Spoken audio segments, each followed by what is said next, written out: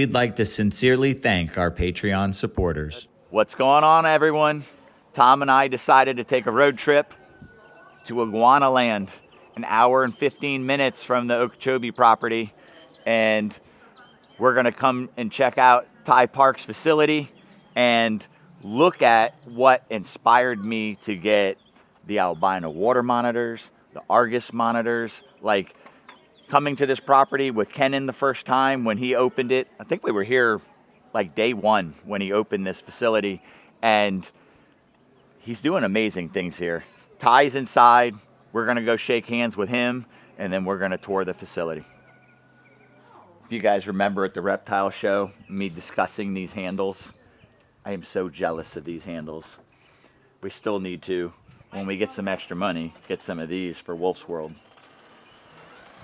So we walked straight in, and my eye caught this black dragon over here, and I remembered that CJ at Monitor Ops and Exotics had donated his female to Ty, because I think for some reason she couldn't breed anymore. I don't remember the specifics on that, but she's a beautiful specimen. All right, so we had a group walking through, so we had to stop for a second, but she's beautiful. She really is a perfect and large female, and I could see why CJ really needed a large female, because his male is over 8 feet right now. God, I can't remember his name. You guys remember his name? He's definitely the longest black dragon I've ever picked up. But she's probably bigger than Forrest, really. She looks perfect. And what a nice enclosure.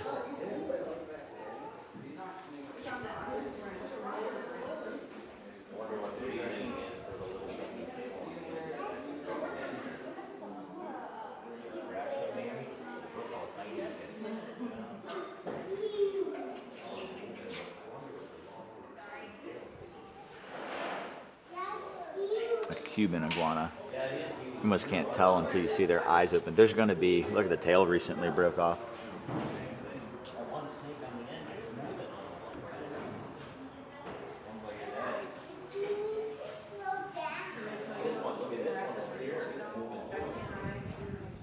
All right, so we're in front of this enclosure, and on the name card, it's pork chop, the Egyptian uromastyx.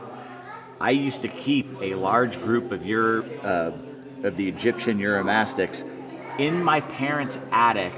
I had a big enclosure with sand, cactuses growing in it. I had a dehumidifier in the attic. I also kept chuckwillas, sand boas, all that stuff in that area of their attic where I had the humidity being pulled out. But they are so stinking intelligent. When you talk to them, they're always, like some of the smarter rock iguanas, cocking their head to the side and really trying to listen to what you're saying.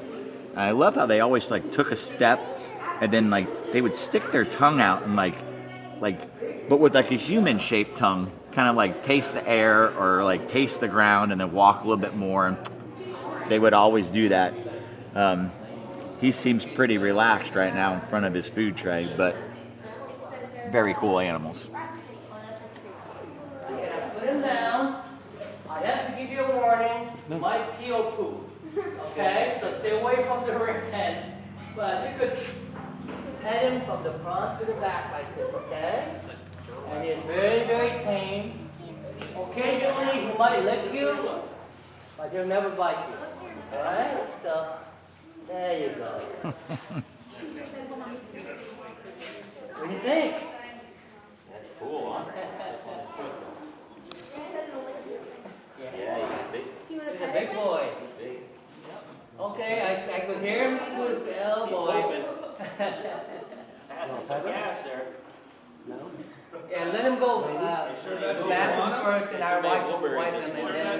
Yeah. He typically likes to go to bathroom out here. I don't know why, but let me get paper towels. So in this enclosure here, we have a blue tree iguana, an arboreal species. Beautiful. I mean, you don't see those blue colors in nature that often. And you almost have to wonder why it chose those colors. I mean, how is it camouflaging with that blue?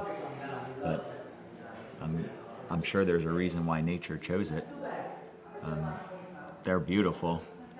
And I know I've been asked, if like people always ask, are we going to have any arboreal species? And not at this time. Like right now, we're into the bigger monitor species and the bigger enclosures. But if at some point we're no longer allowed to breed and we get to the point where we're just having species for content and keeping, then maybe that is an option down the line. But oh, look at this shot. In the knot hole, there is another individual. You see its head inside the knot? And look how pretty its eyes are. So cool.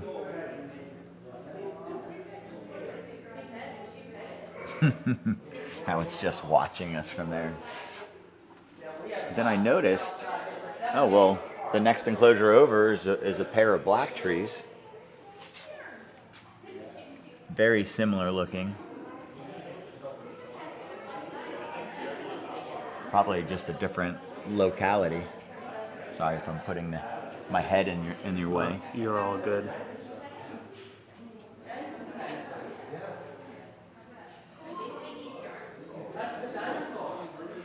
What am we looking at? Above the enclosure, there is another lizard, some sort of a knoll or something.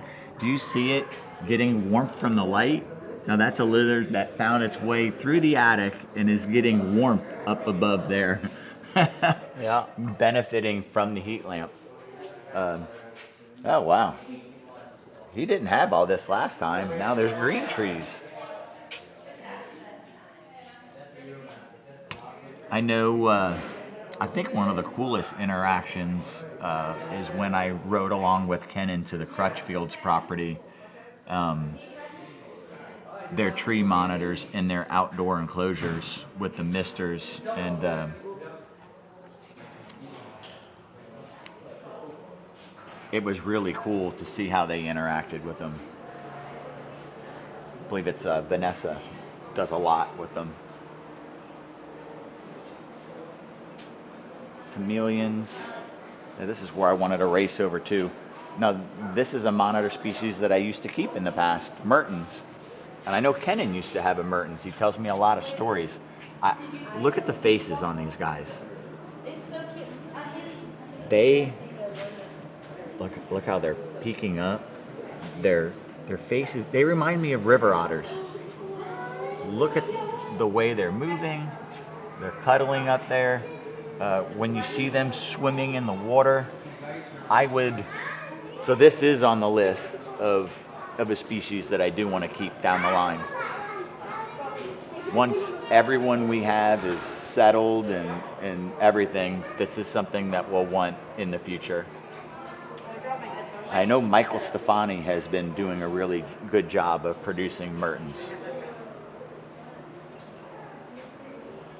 They are awesome.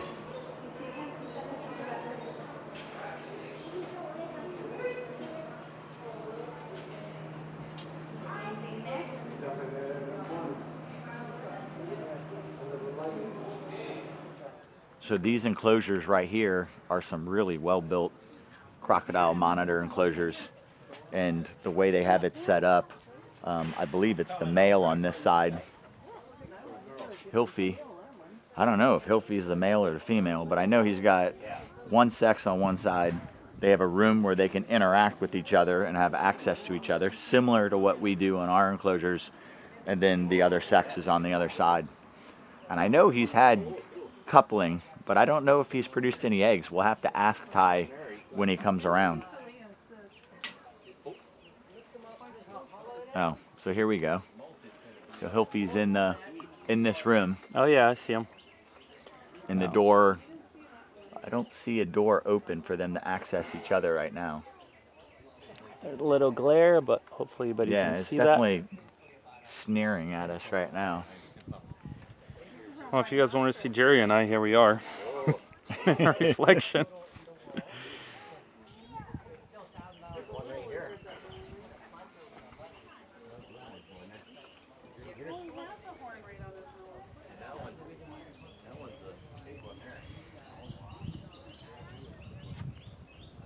right. So, yeah, so that's why there's no access.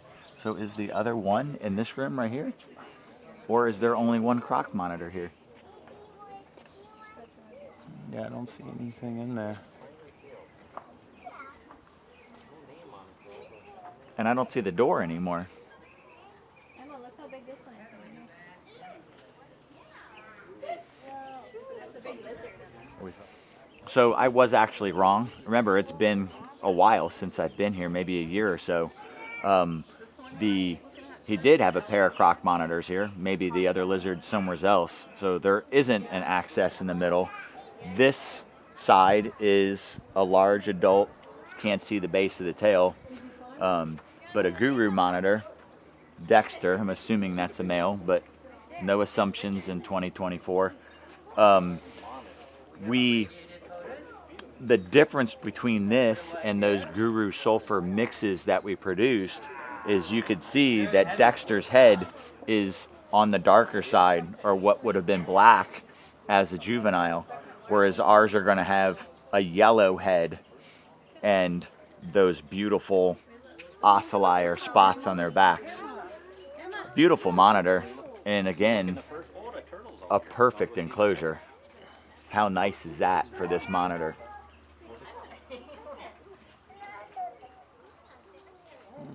Enclosures. I really like that water. It's beautiful. The next enclosure over is Irwin. Look at this guy. That is an Australian species.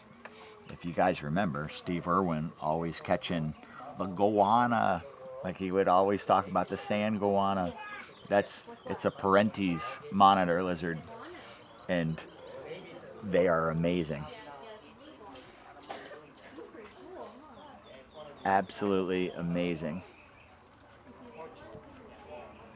His skin is so different than the water monitors, just looking at him. I bet you he feels obviously like the other Australian species, like the Argus and stuff. So pretty. So, oh yeah, get the shot of the neck. It's almost like lace. From this angle over here, Tom. That's really pretty. I mean, I don't know if you can get stills and actually put a perfect picture to it, or totally different facial shape, totally different hunting style and everything. It's awesome.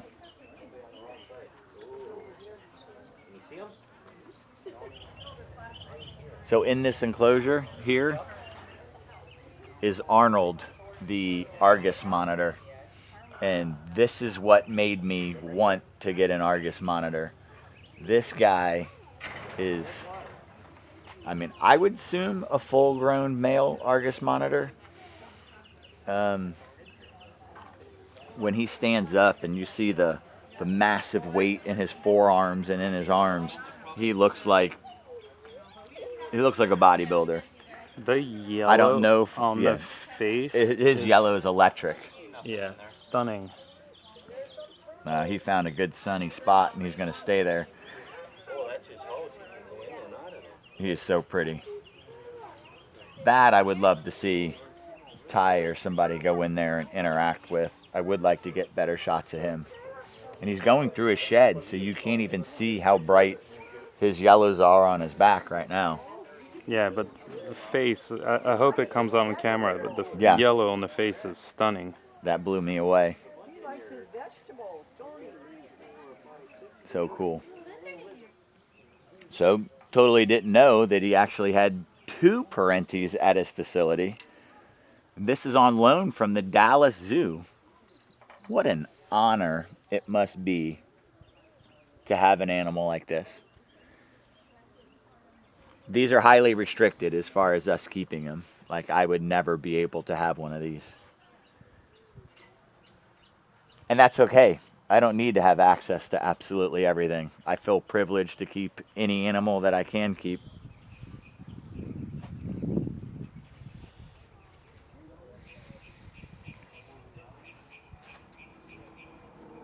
nebulous.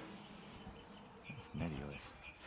A clouded monitor. So this is a clouded monitor, and probably not the most crazy colors or anything like that, but I don't know why when Tyler and I were here last in Lawson, we sat and stared at this guy the absolute longest.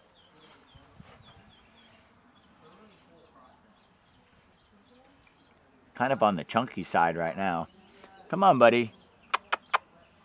He had I don't know why, it was like more curious about us. It was just one of the monitors that picked us and kept coming out to us. What are you doing? What are you doing?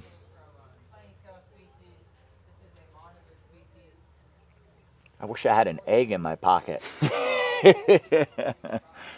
I think if I just had like a white egg in my hand, we'd see a different side of him. Beautiful.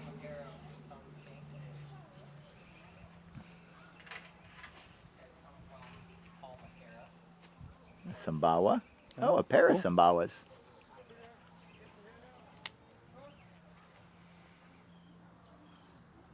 The male and female together.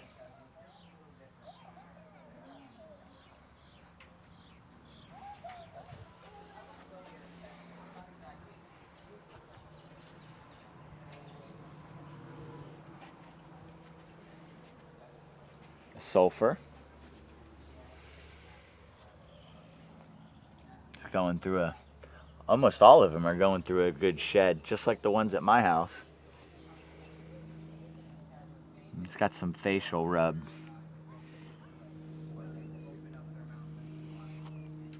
Oh, what is this next here? Oh, no way. Someone told me he had one.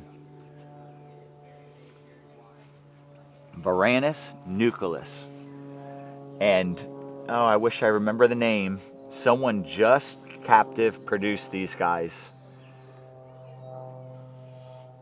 I know the group from Sim Containers produced them years past and sold off the whole project.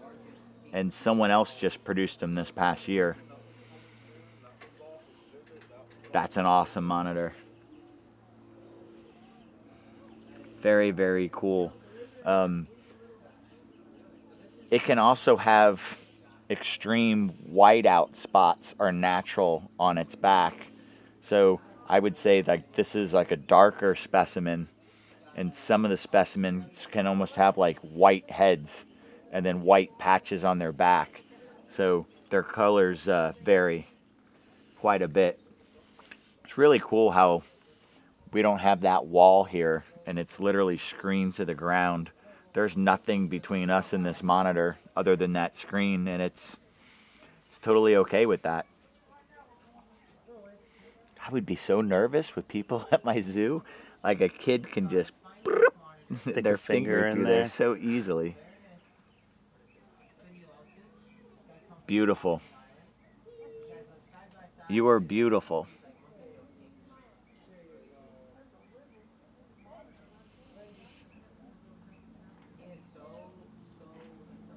So cool.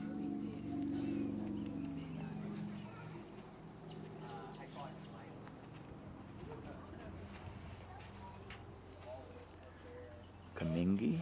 Oh, in the box. Oh, very pretty. Yeah, we're not gonna get that, unfortunately, I don't think. Well, you're gonna have to trust us, it's real pretty. It's actually another one of the monitor species that is known for the whiteout spots. So a lot of people produce, and honestly, I don't know how it's pronounced, Kamingi or Kumingai. I've heard it pronounced both ways. And I'm from Florida, so we don't pronounce anything right, so I don't need to be corrected. But they are produced with large whiteout spots on their back. And obviously, the more whiteout spots, to some people, more desirable. This animal has a lot of black and yellow marbling on its face, and it's stunning just like that. beautiful animal. Maybe we need to start keeping smaller numbers of repetitive animals and start having more pairs of specific different things down the line. It would be cool to see more of a variety as we walk down the row. It's so cool walking cage to cage and seeing something so drastically different. But then again, maybe it's more specifics to learn about each individual species and what they need for sand and soil types, for their lay boxes, temperatures they need, the amount of plants in the enclosure. Maybe some of them are somewhat similar, and then maybe some are quite different. So here we've got some more miscellaneous stuff, some Cuban rock iguanas. Unfortunately, though, it looks like Well, you are not an albino. No, that looks like a lily, right? Yeah, that's a macromaculatus. So, but it says, oh, shoot, there is Oh, wow. an albino and a common Asian water monitor. So that is specifically what Slinky is Slinky, right. a But- macromaculatus. But pink lily is not? Mangrove monitor, Mertens indicus. Lily. No, Lily, well, she's a het black dragon. Got So it. she carries the gene for black dragons. She could be both You can see, macro and Louisa black dragon. kind of poking out of her box there, just her nose. So these two individuals would produce het albinos. But this is exactly what we keep asking.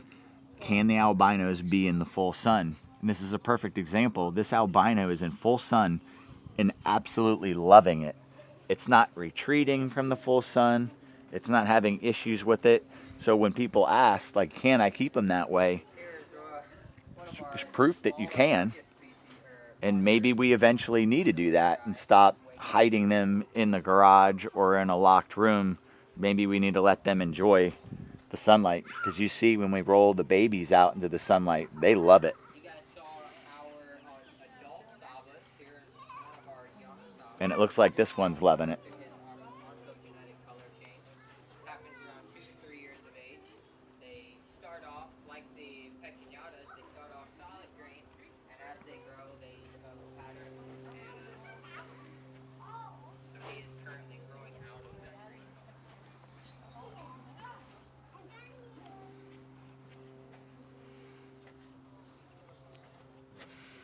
Oh, that's cool. That's a Bell's Face lace monitor. Another Australian species.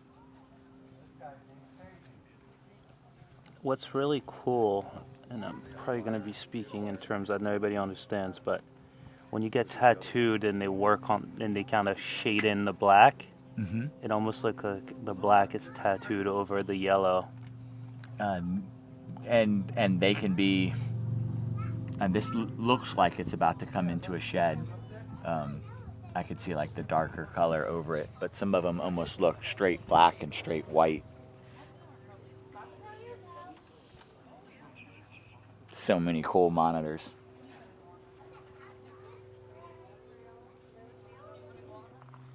All right, so we're standing in front of this enclosure, and I don't see a nameplate. I know Ty has some really big Rhino Iguanas, and they are one of my favorite rock iguana species. I would have to say Cuban iguanas are probably my close second, and there are some very less common, beautiful ones for sure. But I don't know, it's something about those giant muscular jowls, the horns on their forehead that they grow, or I guess it's the top of their nose, not necessarily their forehead.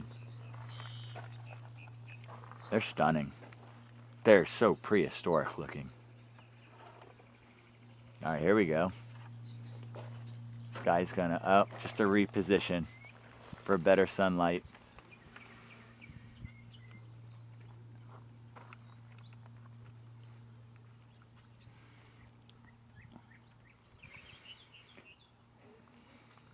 And these animals are absolutely loving this sunlight because just like our property, they probably saw high 40s, low 50s last night. Like, it was cold. And you see they've got their elevated heated hide box there, but when they wake up, like, this has got to be the best, like the absolute best sunlight right now, warming up in that sun. Oh, so are we going to go right into, no, this is a Caiman. Look at this, we got a little head bobbing from him.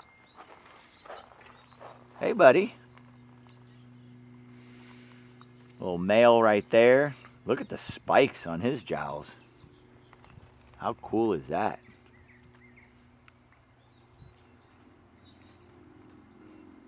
That's a beautiful animal. Zoom in, enhance. Here we go.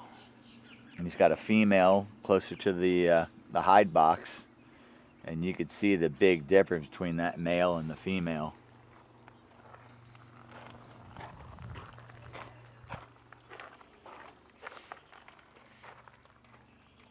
All right, I know we're here to see reptiles, but if we go back to the previous enclosure, there's a plant that, I don't know, it's just slightly interesting.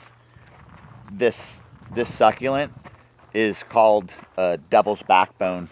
If you look how it zigzags like the crooked spine of, you know, they call it devil's backbone. It's just a cool plant. It's all starting to flower, but it doesn't have any real leaves on it.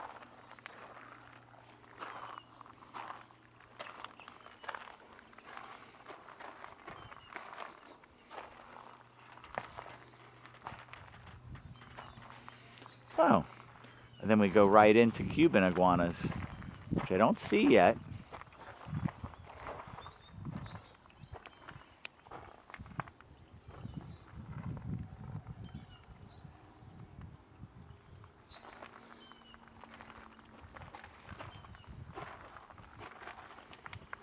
Oh, there's another big boy. Wow, look at the color. The dark bandings over his shoulders. So he's got two females in there with him. Yeah, he is beautiful. So there I said, those other twos that were my favorites, but that's just because I don't know all the other rock iguana species. I don't know them all. That guy is stunning.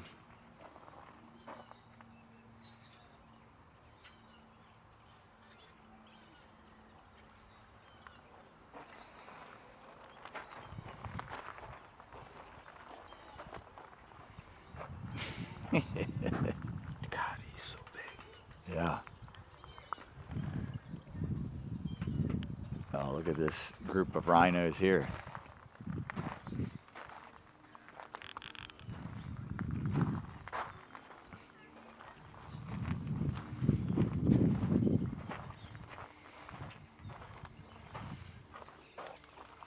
It's another nice group of rhino iguanas.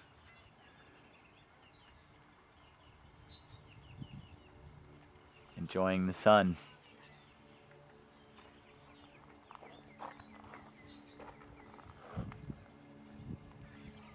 So pretty.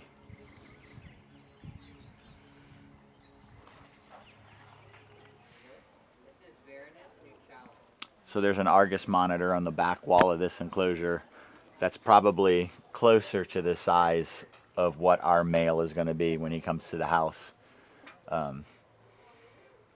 Nowhere near the size of Arnold. And I don't know if Caleb named him, but we should find a good name for him.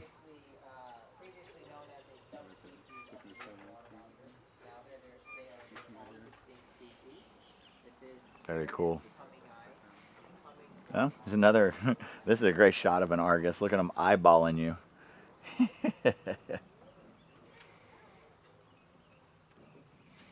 Super cool. Come on, focus. Here we go. The opposite of Sky. You've got a melanistic Asian water monitor, while this is an albino. So Sky produces way too much pigment. This guy produces no pigment. And Oh, where's the Bivitatis? And is it a female? Might be in the hide box. Yeah. Remember to ask them about that. Because if they have a female, maybe we can do some sort of breeding project with the Bivitatis with them.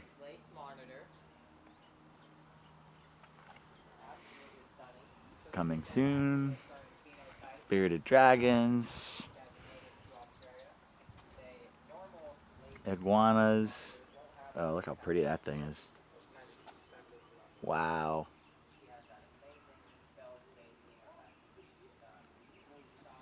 Very cool. Coming soon. Boa. There really is something for everyone here. Like if you're into snakes, he's got tons of snakes. If you're into bearded dragons, chameleons, like as you go through these enclosures, and it's not like one area is one specific animal, it's all spread out. And if you're only looking for, snakes, you're going to pass up a bunch of lizards, and then boom, there's another snake enclosure. He's got them all peppered through here, which keeps you walking through with interest to see what's next. I think that's really smart.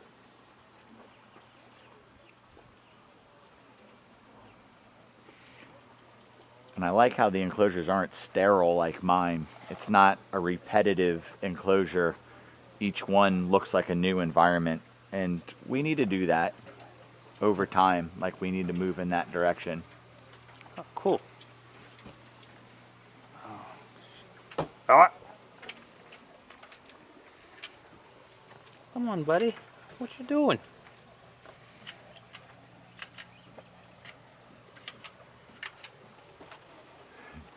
See the water monitor eyeballing them from the other side. Oh, yeah. He's Looking watching them like their dinner. Yeah. Yeah, looking for a snack. He's absolutely watching them. Sailfin dragons.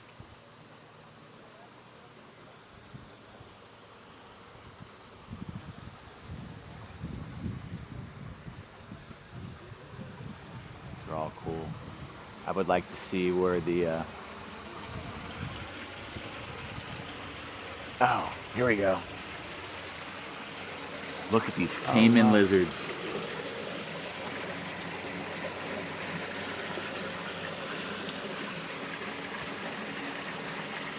And they're difficult to keep because they're so aquatic, and then they have a specific diet of snails and mollusks, and it's probably hard for a lot of people to create. I mean, that's a lot of running water and filtration, and I'm sure it's not a diet that you can just pick up at any Publix or anything. And then you got to vary it still to some degree. If it says, oh, like it's insects, crabs, and snails. Shellfish, yeah. So, not necessarily easy things to pick up at the store. They are awesome. Very cool.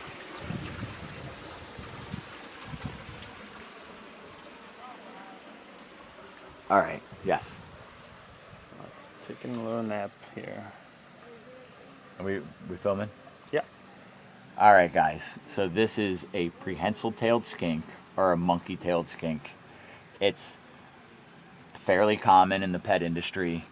In the early 90s, I was keeping these guys, and at one point I had a colony of like 20 of them, and we started having captive-born babies. And at the time, I was told that they don't breed in captivity, and they were just importing these species. And when I kept producing the babies, yes, this is before email, so colleges were writing me letters asking me about the sun exposure, the humidity that I was keeping them at, and I'm like, I don't know, you'd have to come see for yourself. They're on a cage on my back porch, facing north. They experience winter, they experience summer. I don't know what to tell you, but we produced so many babies, it was crazy in a time when no one I don't want to say no one because I did meet someone at the Daytona Reptile Show that said he was producing babies at the same time. But if I was going to pick one lizard to own for the rest of my life, instead of my monitors, it would probably be a monkey-tailed skink. Is this about as big as they get? No, they can get quite a bit chunkier. How long can they get? I mean, I would say Freddy was probably like 2 feet, but maybe maximum, like, you know, a lot of that's tail. Mm-hmm. I mean, that lizard's not quite far off of that, but their head can get, you know, like that size, like a much bigger head.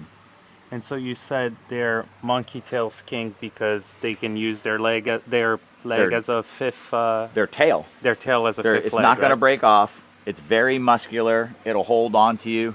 So my mom raised up one of the babies, and my parents used to ride motorcycles a lot. So they used to go to like the Smoky Mountains and all that stuff on their motorcycles, or go to Bike Week. And Jonas, her monkey-tailed skink, had a leather jacket and used to ride on her motorcycle with her, and she would go out to eat. That thing traveled with her everywhere.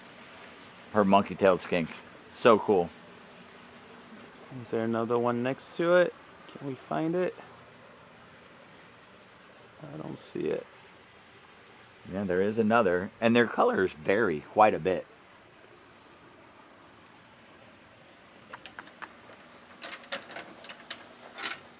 All right, here we go. We're with one of the keepers here. What's your name again? My name's Scott. Scott. He came up and introduced me, but you guys about remembering names. So Scott took one out for us since he saw us talking about him. And so cool.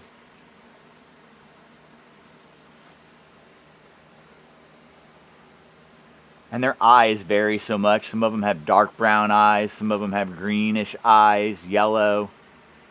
And their colors too. Some are like almost brown. There's a olive. very dark one in the next cage over. Okay. That third cage there. Yeah, There's no. a very dark one. Oh, there's more than one in here? Yeah, so there's two in there. There's a female that's lighter, and then that very dark male. No, we didn't see the male. Let me take a peek. See if we can find one. You don't want to get bit by them. They have like vice grip jaw pressure. I mean, you could see how stout their mouth is. Yep. But yeah, you can now see the difference in colors. And as dark as that male is in some spots, there are some individuals that are that dark. So my favorite one, Freddy, was that dark, dark brown throughout his entire body.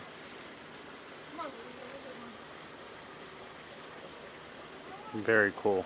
Thank you for taking those out. Yeah, no problem. That's awesome. They're one of my favorite species out there, and they're very underrated. Yes. Not enough people talk about them. Not enough people, you know. As work far with as a them. pet, they're like almost omnivorous. Like I had one. Absolutely. Are we still rolling? Yeah. All right, so I'm going to tell a story. So the one I'm talking about, Freddy, lived in a. People are going to crush me for saying this. So he lived in a fake plant sitting on my coffee table, and I would wake up from my job in construction, and I would make Eggo waffles and scrambled eggs, and Freddy would come out of the plant. I'd grab him, stick him in the kitchen sink with some warm running water. He'd go to the bathroom, so he's good for the day.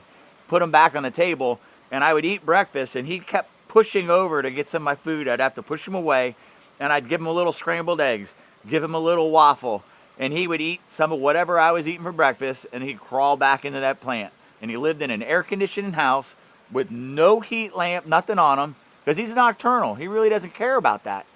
And as long as he had a place to dig in and feel warm, he was fine. And then I would come home for dinner, and if I did like spaghetti with meat sauce or whatever, Freddy would come back out.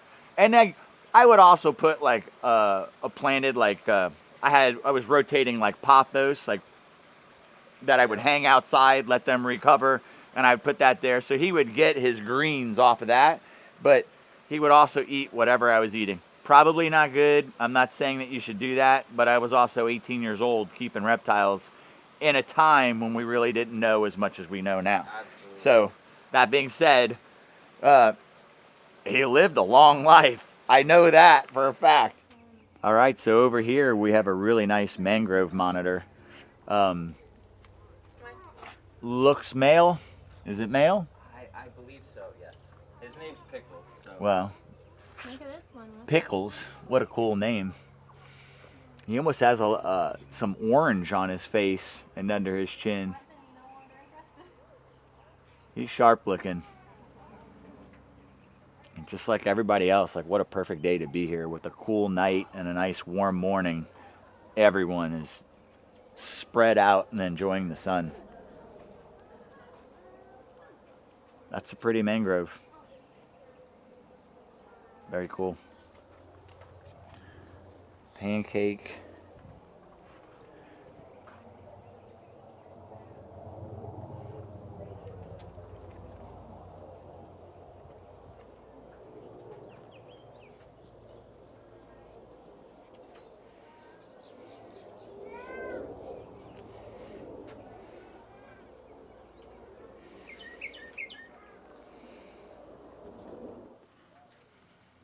So she had a really cool behavior, right? A couple of minutes ago, she was like digging around. Well, hopefully we're going to see it again. She's scenting the ground, and it looks like she's looking for insects. She's looking for bugs in that litter on the ground right now. She is actively hunting. And I don't see that with the water monitors. We only see it with the rock monitor species at our house.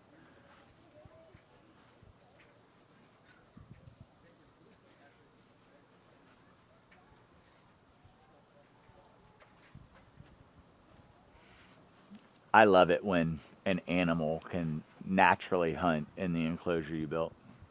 Yeah, so, you know, these enclosures not only give them the vertical space, but they've got plenty of floor space, and the water features, you know, obviously they're just some tubs of water that will change out daily, but, you know, they enjoy their soaking in the water as well, so it gives them a good opportunity to choose where they want to be.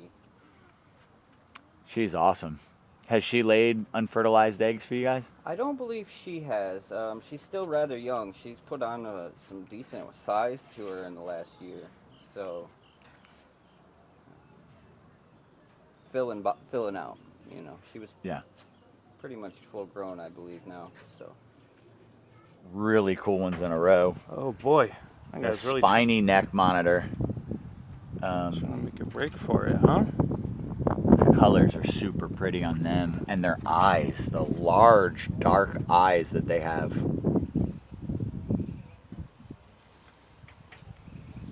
Significant scar on the belly there. Looks like a possible young male looking at the base of the tail.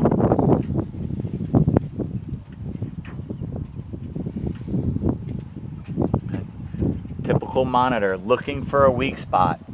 If you build an enclosure and you're not thorough, they will find a way. If he found one opening that was just slightly stretched open, he would work on it. They are so thorough.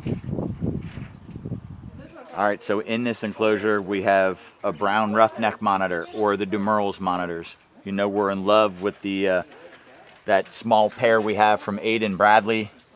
So this should be a male that we're going to look at. All right. And you see his colors have dulled out quite a bit. Now right now he's dry. I guarantee you if he got in the water, that dryness would disappear and you would still see his real pretty banding. I mean, all the monitors, once they're laying in the dirt and dry, you're not going to see all their colors, but... And so the Demurrals are the brown roughnecks? Yes. But do So- they have the same kind of spiking that the black roughnecks have on the one you just got, Miko? Yes, not quite as prominent, Okay. but probably same local area, but more in the mangrove swamps, more in the rainforest. Oh no, we're at a savanna here. Where is the black? The black roughneck is somewhere right over here. This guy, the water monitor. All right, we knew it was over here somewhere. see where he's hiding now. He's probably honestly the same kind of little place there. What's up, buddy? She'll come right up. She's usually pretty friendly. Oh yeah? All right, we got another keeper helping us out now. What's your name? I'm Joe. Nice Good to meet you, Jerry.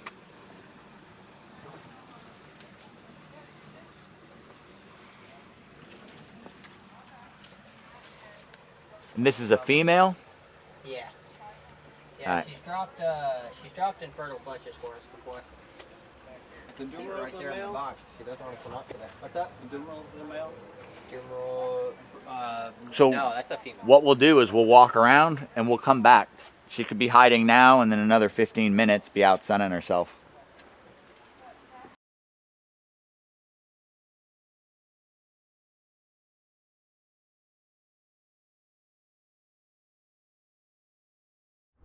Thanks for watching, everyone. Please don't forget to like, comment, share, subscribe, and ring the notification bell. See you soon.